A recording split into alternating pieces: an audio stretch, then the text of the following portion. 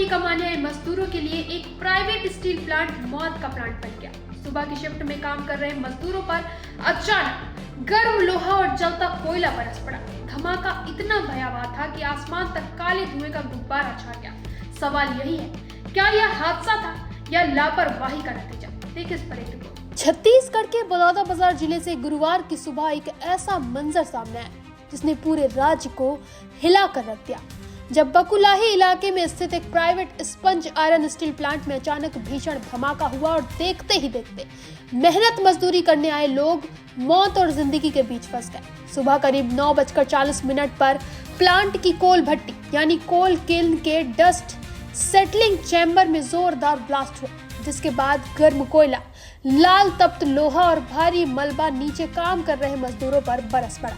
कई मजदूर वहीं झुलस गए, कुछ जमीन पर गिर पड़े और कुछ मलबे के नीचे दब गए। धमाके की आवाज इतनी तेज थी कि कई किलोमीटर दूर तक सुनी गई और आसमान में काले धुएं का गुब्बार दूर दूर तक दिखाई देने लगा।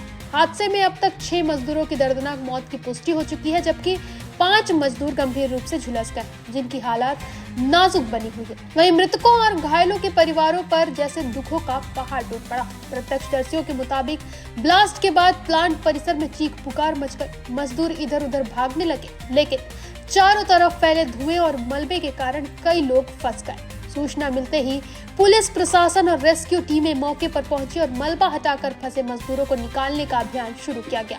घायलों को तत्काल भाटापारा के सामुदायिक स्वास्थ्य केंद्र और स्थानीय अस्पताल में भर्ती कराया गया, जहां से 5 गंभीर घायलों को बिलासपुर के बर्न ट्रॉमा सेंटर रेफर किया गया।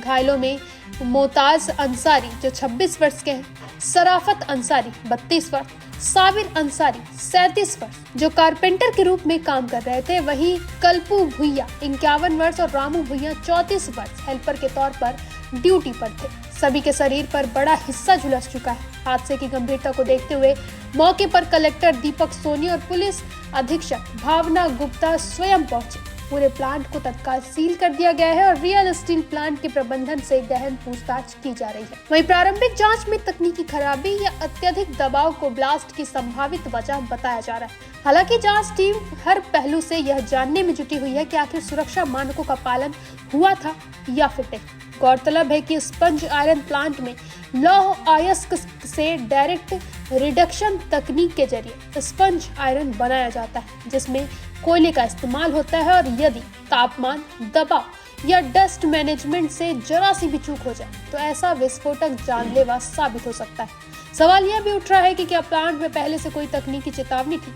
क्या मजदूरों की सुरक्षा के लिए पर्याप्त इंतजाम थे? और क्या ऐसे खतरनाक यूनिट में काम करने वालों को सही ट्रेनिंग दी गई थी? फिलहाल मलबे में और मजदूरों के दबे होने की आशंका से इनकार नहीं किया गया है और रेस्क्यू ऑपरेशन जारी। वहीं मृत मजदूरों के घरों में मातम पसरा हुआ है। परिजनों का रो रो कर बुरा हाल और पूरे इलाके में दहशत का माहौल है। यह हादसा एक बार फिर प्राइवेट इंडस्ट्रियल यूनिट्स में सुरक्षा इंतजामों, प्रशासनिक निगरानी और मजदूरों की जान की कीमत पर खड़े मुनाफे के सिस्टम पर बड़ा सवाल खड़ा करता है। अब सबकी निगाहें जांच रिपोर्ट पर टिकी कि क्या इस हादसे के जिम्मेदारों पर सख्त कार्रवाई होगी या फिर यह मामला भी फाइलों में ही दबकर रह जाएगा।